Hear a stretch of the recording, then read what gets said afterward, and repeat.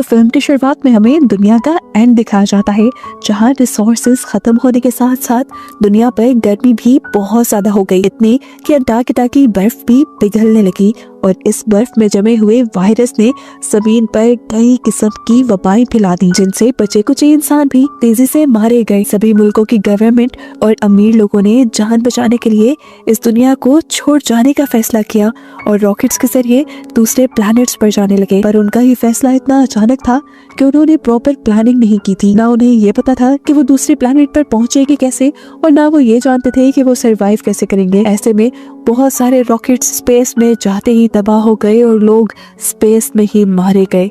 अब दुनिया में जितने बच्चे कुछ इंसान रह गए थे वो भूख और प्यास से मारे गए और कुछ आपस में लड़कर मारे गए। अब दुनिया पर हमें अकेली बची हुई इंसान ईवा को दिखाया गया, जो पहाड़ों के ऊपर बनी मिलिट्री बेस में एक रोबोट के साथ रहती थी। ये मिलिट्री बेस उसके डैड ने बनाई थी और ये रोबोट भी उसके डैड का ही था। ये रोबोट ईवा के घर के बाहर सिक्योरिटी करता था ताकि कोई ईवा को नुकसान ना पहुंचाए और ना कोई ईवा की चीजें चुरा कर ले जाए। आज भी जब ईवा कुछ जरूरी सामान के लिए नीचे जाने लगते हैं तो रोबोट उसको जाने से पहले कुछ इंस्ट्रक्शंस देता है कि नीचे का पानी नहीं पीना और अपनी एक्स्ट्रा ऑक्सीजन सप्लाई लेकर जानी है। नीचे जाने पर हमें तबाह हुई दुनिया दिखाई जाती है। इसी तबाह हुई दुनिया में ईवा एक सुपर स्टोर ढूंढकर वहाँ चली जाती है, अपनी जरूरत का सामान लेती है और वहीं पर उसे लेवेंडर सीड्स मिल जाते हैं। वो जानती थी कि आज के दौर में इन्हें उगाना बहुत मुश्किल है, लेकिन उम्मीद उसने हारी नहीं थी। वो इन सीड्स को भी उठाकर यहाँ से बाहर निकल आई। आज भी उसे उम्मीद थी कि कोई सर्वाइवर उसे अपने जैसा मिल ही जाएगा, लेकिन बहुत ढूंढने पर उसे कोई नहीं मिला। तो उसने सुपर स्टोर के बाहर अपनी लोकेशन लिख दी कि अगर कोई सर्वाइवर जिंदा हो तो वो उसके साथ आकर रहने लगे। अब ईवा जब घर आई तो हमने देखा कि रोबोट उसका इंतजार कर रहा था, लेकिन हर मर्तबा ईवा को अपने घर जाने से पहले इस रोबोट को पासवर्ड बताना पड़ रहा था, चाहे ईवा 10 ही मर्तबा गाड़ी से गेट तक क्यों न जाती। एक मर्तबा तो ईवा तंग भी आ गई और ईवा ने गलत पासवर्ड लगा दिया और उसके गलत पासवर्ड लगाते ही ये रोबोट उसके ऊपर गन तान देता है। अपने आप को बचाने के लिए ईवा उसका सही पासवर्ड लगा लेती है और अब घर जाती है। कपड़ों समेत शॉवर लेती है ताकि जो भी नीचे का वायरस उसके कपड़ों पे लगा हो वो सारा धुल जाए और उसके बाद अपने काम पे लग जाती है।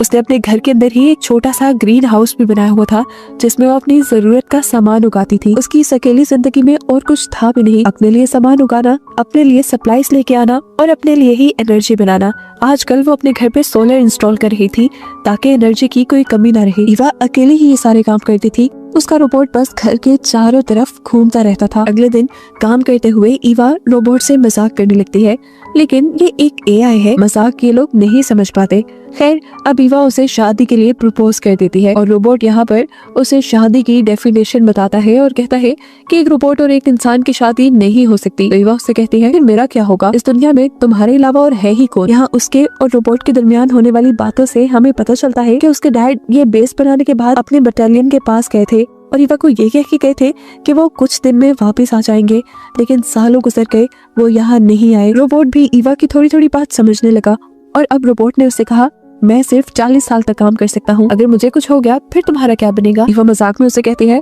तो कोई बात नहीं, मैं एक दूसरा रोबोट ढूंढ लूंगी। खैर, अब ईवा उससे रोबोट के रूल्स पूछती है। रोबोट बताता है कि हम किसी इंसान को नुकसान नहीं पहुंचा सकते। दूसरा रूल ये था कि उन्होंने इंसानों को दिए हुए हर ऑर्डर को फॉलो करना था और तीसरा रूल ये था कि वो अपने आप को जिंदा रखेगा, लेकिन इसमें शर्त ये थी कि उसके जरिए इंसानों को नुकसान न पहुंच रहा हो और वो इंसानों को ऑर्डर न मान रहा हो। यहाँ पर ईवा उसे याद दिलाती है कि तुम्हें एक चौथे काम के लिए भी बनाया गया था, नए एनर्जी रिसोर्सेज ढूंढने के लिए। अब रोबोट ने कहा, नहीं, मैं सिर्फ सिक्योरिटी रोबोट हूँ, मुझे चीजें इकट्ठी करने के लिए नहीं बनाया गया। वो कहता है, मेरा काम सिर्फ तुम्हारी हिफाजत करना है और अनजान लोगों को यहाँ तक आने से रोकना है और मेरे मुताबिक अनजान वो है जो मेरा पासवर्ड नहीं जानता। ईवा ने उससे कहा, तो ये गलत है, अगर कोई पासवर्ड नहीं जानता लेकिन वो इंसान था और मर रहा था तो तुम्हें मदद करनी चाहिए थी। याद नहीं है वो टाइम जब तुम्हारी ड्यूटी एक चेक पोस्ट पे थी और तुमने इंसानों को दूसरी तरफ जाने नहीं दिया था, हालांकि वो गर्मी से मर रहे थे, सिर्फ इसलिए कि उन्हें तुम्हारा पासवर्ड नहीं याद था। तुम और तुम्हारे जैसे रोबोट्स ने उन बचे कुछ इंसानों को भी बॉर्डर क्रॉस नहीं करने दिया और बेचारे सभी इंसान मारे गए। वो रोबोट को बताती है कि तुम लोगों की वजह से यहाँ पर सबसे ज्यादा लोग मारे गए थे, लेकिन फिर तुम सबको रीप्रोग्राम कर दिया गया। अगर मेरे बस में होता मैं सारी चीजें दोबारा से रीप्रोग्राम करती और तुम्हें सब याद दिलाती कि तुम कितनी बड़ी गलतियां कर जाते हो। यहाँ तक कि अब भी ईवा को इस रोबोट के साथ रहने में कंफर्टेबल फील नहीं होता था। उसे इस रोबोट से ही डर लगा रहता था, लेकिन वो इस रोबोट को बंद भी नहीं कर सकती थी क्योंकि ये सारे काम उसके डैड को आते थे। क्रिसमस आने वाला था। अब ईवा ने अपने रोबोट से पूछा, तुम्हें क्रिसमस के लिए कोई गिफ्ट चाहिए? जिस पर रोबोट ने जवाब दिया, हम रोबोट्स गिफ्ट नहीं लेते। और ईवा को फिर से अपनी दुखिया बात याद आ गई कि वो अपनी पूरी जिंदगी एक रोबोट के साथ गुजार रही है।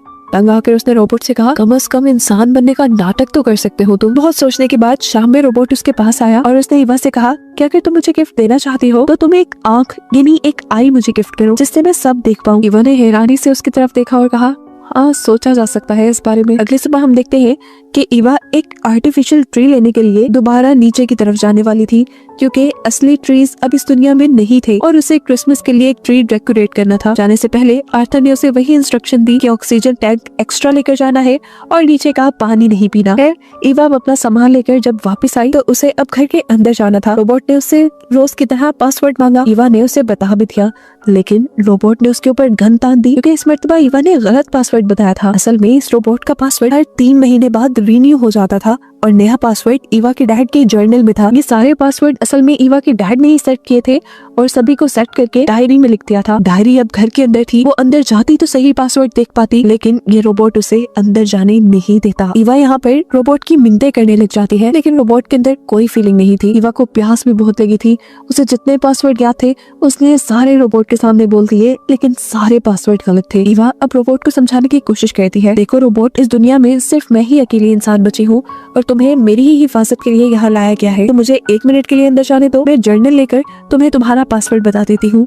लेकिन रोबोट उसकी एक नहीं सुनने को तैयार था। रोबोट ने इस मर्तबा भी उसकी बात नहीं मानी तो ईवा जाकर दूर बैठ गई। उसने सोचा कि कुछ देर बाद जब रोबोट का ध्यान भटकेगा तो वो उसे चकमा देकर घर के अंदर चली जाएगी।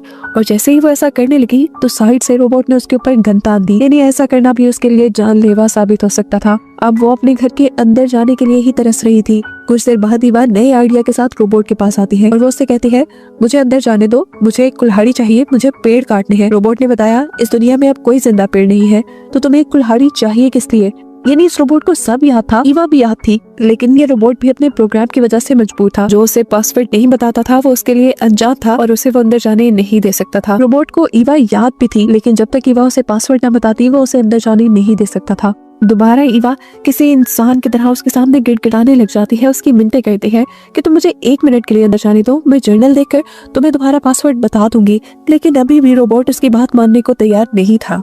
ईवा उससे कहती है, अच्छा ठीक है, तो मुझे सिर्फ 1 मिनट के लिए अंदर जाने दो, मेरे पीछे पीछे आ जाना। अगर मैंने तुम्हें सही पासवर्ड ना बताया तो बेशक तुम मुझे मार देना। जिस पर रोबोट ने उसे कहा, हमारा काम इंसानों की हिफाजत करना है, ना कि उन्हें मारना। वो बताता है कि मैं सिर्फ उसी इंसान को मार सकता हूँ जो मेरे लिए अनजान है, और मेरे लिए अनजान हर वो शख्स है जिसको पासवर्ड नहीं आता मेरा। रोबोट की इन हरकतों से परेशान होकर ईवा ने अब उसके सामने ट्राई करना भी छोड़ दिया और रात भी उसने अपने कैंप के बाहर ही गुजारी। उसने सोचा था कि रात में किसी तरह वो अपने कैंप के अंदर चली जाएगी, लेकिन आर्थर नामी ये रोबोट उसके दरवाजे के आगे से हट ही नहीं रहा था। अगली सुबह अब ईवा का प्यास और भूख से बुरा हाल था। उसे किसी तरह अंदर जाना था। उसने एक नया आइडिया लड़ाया, अपने कपड़े उल्टे पहने और अपना मुंह ढककर वो रोबोट के पास गई और उसने रोबोट से कहा कि मैं एक रिफ्यूजी हूँ और मुझे तुम्हारी मदद चाहिए। उसने रोबोट को बताया कि रोबोट के लॉस के मुताबिक रोबोट को उसकी मदद करनी चाहिए, क्योंकि वो एक रिफ्यूजी है और कोई भी रिफ्यूजी दूसरी जगह आकर बहुत ही आराम से पनाह ले सकता है अगर उसे अपने मुल्क में कोई खतरा हो। रोबोट उससे पूछता है, तुम किस तरह के रिफ्यूजी हो, डिजास्टर रिफ्यूजी या पॉलिटिकल रिफ्यूजी? ईवा ये बात तो जानती थी कि डिजास्टर रिफ्यूजीज को दूसरे मुल्कों में आना नहीं पड़ता, इसीलिए उसने कहा कि मैं पॉलिटिकल रिफ्यूजी हूँ। यानी ईवा का कहने का मतलब था वो ऐसे मुल्क से आई थी जहाँ पर जंग चल रही थी। रोबोट यहाँ उससे कहता है, मैं तुम्हारी बात मान लूंगा, लेकिन तुम पीछे से घूम कर आओ। असल में वो उसे पूरी तरह स्कैन करना चाहता था। ईवा उसकी बात मानते हुए पीछे गई और जब वापस आई तो उसने अपना हुलिया दोबारा ईवा जैसा बना लिया, और यही तो उसने गलती की थी। रोबोट ने जब उसका हुलिया स्कैन किया तो वो उसे एक रिफ्यूजी नहीं लगी और रोबोट ने उसे दोबारा पनाह देने से मना कर दिया। तीसरी मर्तबा ईवा जब अपने असली हुलिया में रोबोट के सामने आई तो रोबोट ने ईवा को देखते ही उसे कहा कि अभी कुछ देर पहले यहाँ पर एक अनजान शख्स और एक रेफ्यूजी आया था, लेकिन मैंने उसे भगा दिया। ईवा को लगा कि शायद अब रोबोट को कुछ नई बातें याद आ रही हैं। वो रोबोट से कहती है, प्लीज तुम मुझे अंदर जाने दो, लेकिन रोबोट इस मर्तबा भी उससे पासवर्ड मांग लेता है। थक हार कर ईवा यहाँ से जाने लगती है और जाने से पहले वो रोबोट से कहती है कि अगली मर्तबा कोई रेफ्यूजी यहाँ आए तो उसे पानी जरूर दे देना। अब पानी ईवा को पीना था। वो दोबारा एक रेफ्यूजी का हुलिया बनाकर रोबोट के सामने आई और उसने रोबोट से कहा कि मुझे पानी चाहिए, लेकिन पानी देने से पहले रोबोट अब उसके साथ इन्वेस्टिगेशन करने लगा। वो उससे उसके डॉक्यूमेंट्स मांगता है। ईवा उस पर गुस्सा होने लग जाती है कि मैं एक रिफ्यूजी हूँ, जंग के माहौल से भाग कर आई हूँ, ऐसे में मेरे पास कहाँ होंगे डॉक्यूमेंट्स। ये सुनकर अब रोबोट उसे कहता है कि तुम्हें एक एक्सप्लेनेशन तो जरूर देनी होगी कि तुम हमारे मुल्क में रहना क्यों चाहती हो। और ईवा ने एक झूठी स्टोरी बनाई कि जंग में उसके सारे पेरेंट्स मारे गए, अब वो अकेली रहती है, उसकी जान को भी खतरा है, इसलिए वो यहाँ आ गई। तंग आकर वो दोबारा रोबोट से पानी मांगती है तो रोबोट बताता है कि मैं एक रिफ्यूजी को तभी पानी दूंगा जब मैं पहले ईवा को पानी दूंगा, और ईवा को मैं पानी तब दूंगा जब ईवा मुझे अपना पासवर्ड बताएगी। पासवर्ड तो याद ही नहीं था ईवा को।